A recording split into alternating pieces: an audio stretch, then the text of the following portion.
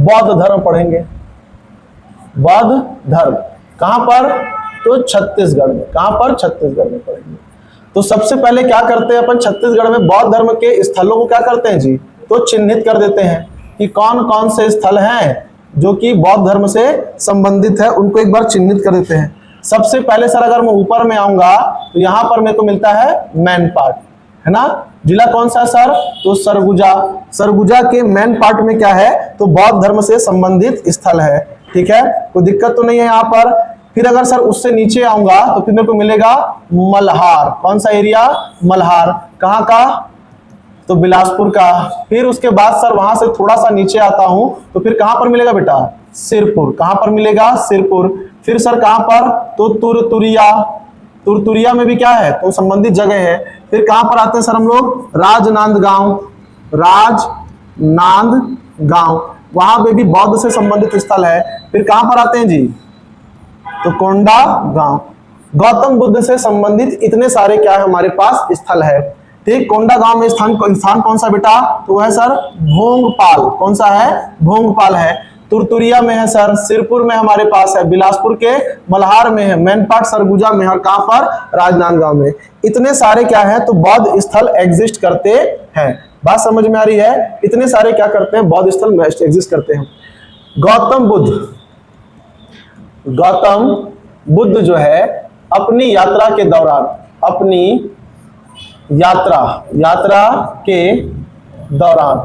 दौरान छत्तीसगढ़ आए और 3 माह तक रुके। है ना। और सर्वाधिक समय कहां पर बिताया बेटा? तो उन्होंने सर्वाधिक समय बिताया है सिरपुर में। कहां पर बिताया? सिरपुर। इसलिए पूरा सिरपुर क्या है तो गौतम बुद्ध से संबंधित स्थलों से अटा पड़ा हुआ है।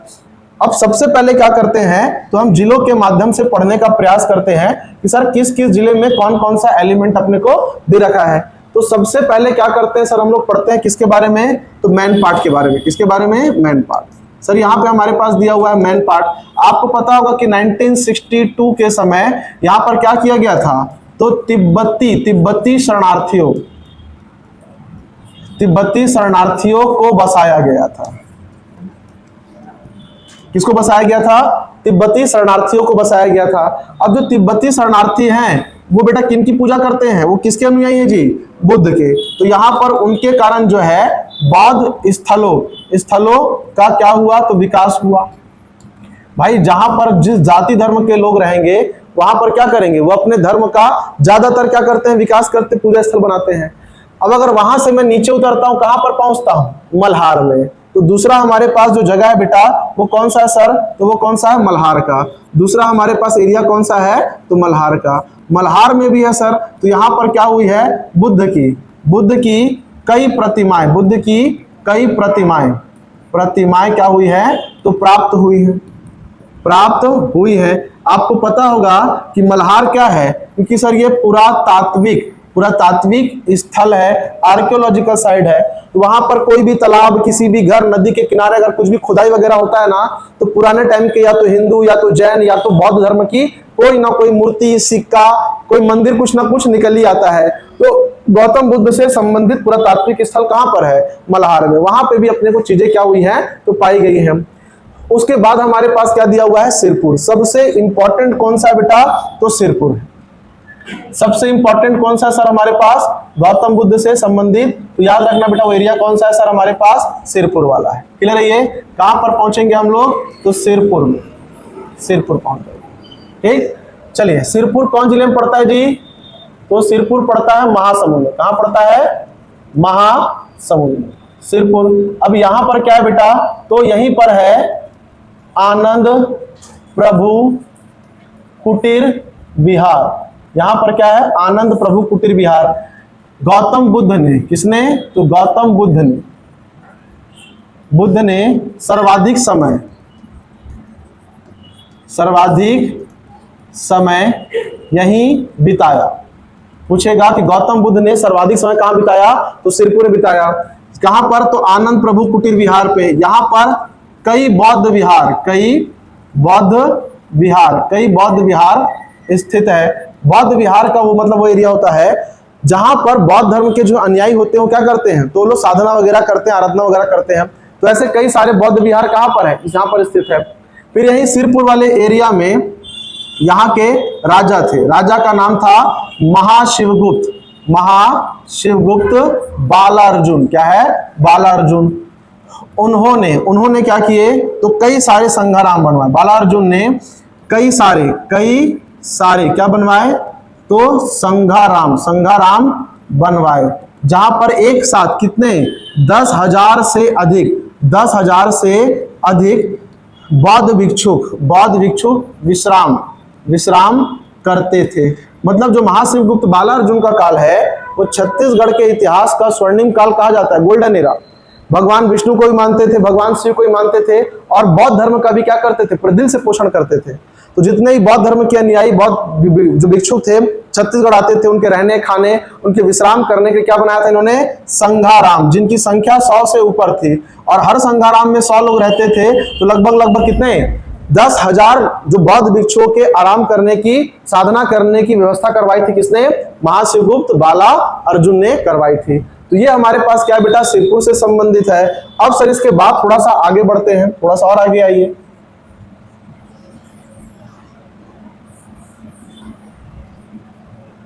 ठीक है, थोड़ा सा और क्रिएटिविटी के साथ थोड़ा सा और आगे आते हैं हम।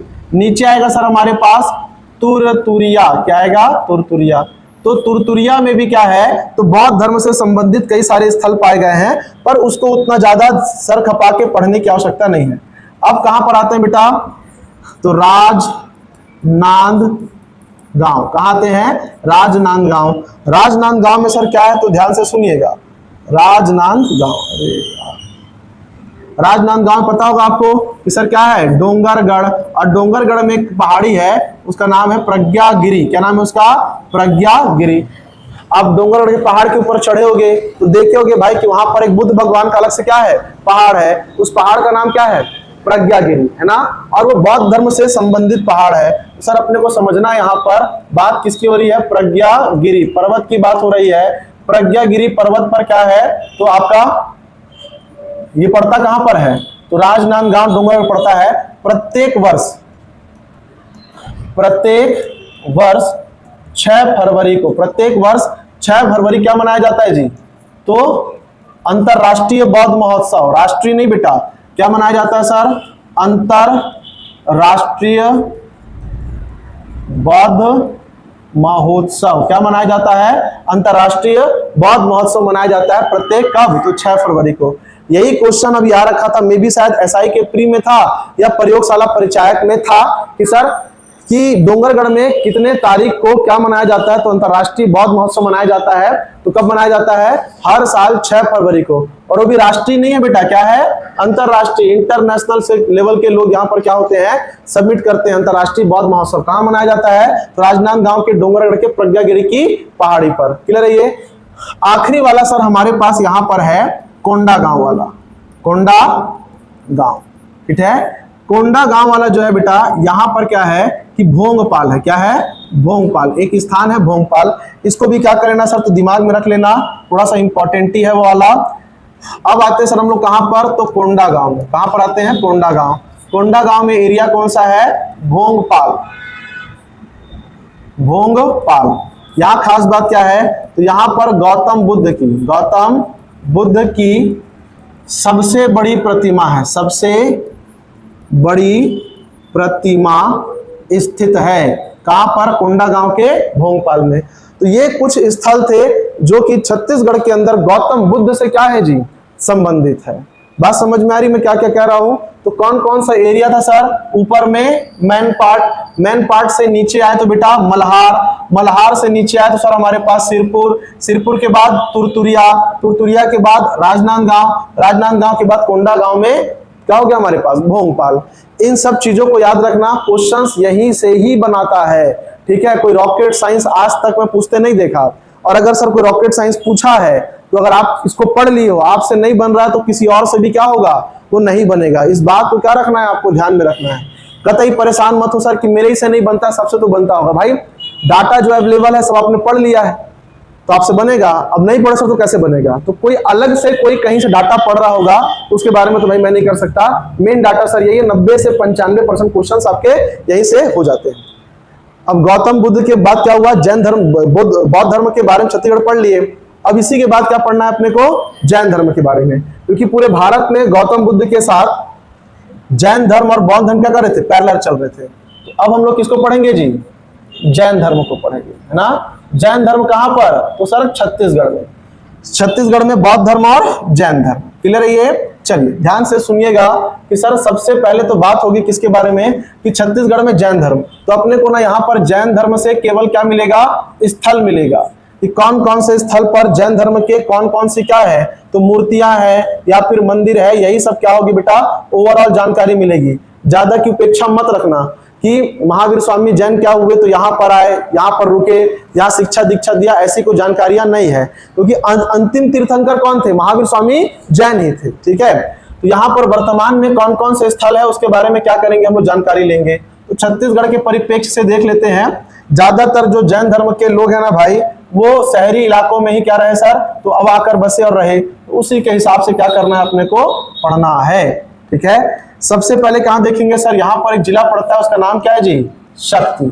और शक्ति में एक एरिया है बेटा, उसका नाम है गुंजी, और यहीं पर है दमाऊ गुंजी, दमाऊ दरहा। नाम क्या है उसका? दमाऊ दरहा। यहां पर किसकी मूर्ति है? तो सर आपको याद रखना है शक्ति में।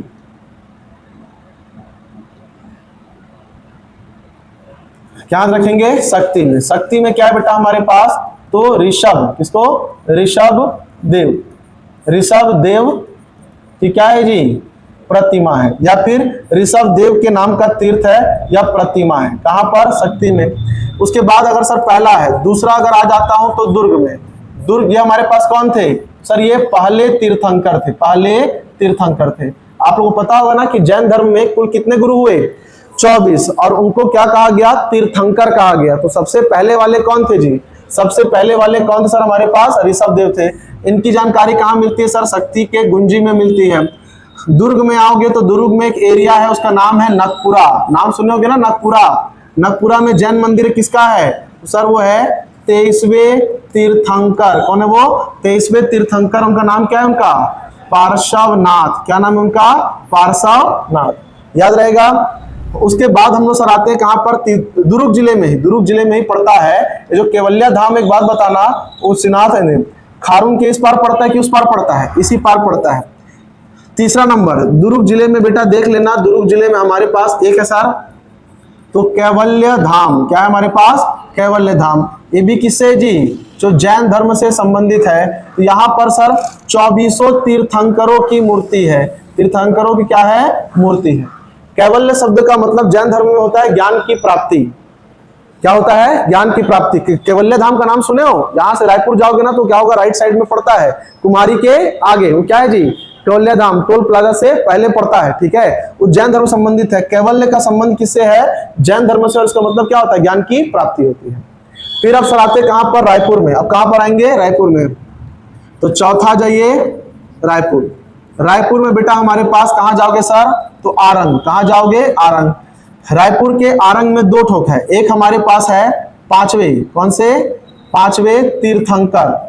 तीर्थंकर उनका नाम क्या है? सुमति नाथ। क्या पढ़ेंगे? सुमति नाथ। और उसके बाद बेटा 24वें तीर्थंकर, नाम क्या उनका जी? महावीर। महावीर स्वामी जैन। क्या पढ़ेंगे? महावीर स्वामी जैन, जो जैन धर्म के क्या हुए? वास्तविक संस्थापक और अंतिम तीर्थंकर हुए। आखिरी वाले बेटा कहां पर है सर? बस्तर में। कहां पर? बस्तर में। बस्तर में हमारे पास है शांतिनाथ। कौन है? शांतिनाथ। और यहां स्थान पूछेगा सर कि स्थान कौन सा है, तो बताना भाटागुड़ा। जगह का नाम क्या है? भाटागुड़ा। याद रहेगा कि शांतिनाथ की प्रतिमा बस्तर में कहां पर है सर? हाँ, बस्तर में कहां पर है? तो क्या बताओगे? भाटागुड़ा में। याद रहेगा कहां पर? भाटागुड़ा। स्थान कौन सा होगा जी? बस्तर। और वहां पर गुरु कौन से है? शांतिनाथ। कौन से क्रम के? 9वें 16वें क्रम के। कौन से क्रम के हैं? 16वें क्रम के क्या होंगे? शांतिनाथ होंगे। तो ये हमारा जैन धर्म से संबंधित क्या है बेटा? पूरा का पूरा कंटेंट है जो आपको पढ़ना है कि छत्तीसगढ़ के अंदर जैन धर्म में कौन से तीर्थंकर की मूर्ति किस जिले में स्थित है, किस नाम से क्या है? स्थित है। बात समझ में आ रही है हम क्या कह रहे हैं? चलिए, ये हमारे पास हुआ तो जैन धर्म। अब जैन धर्म के बाद क्या होगा सर?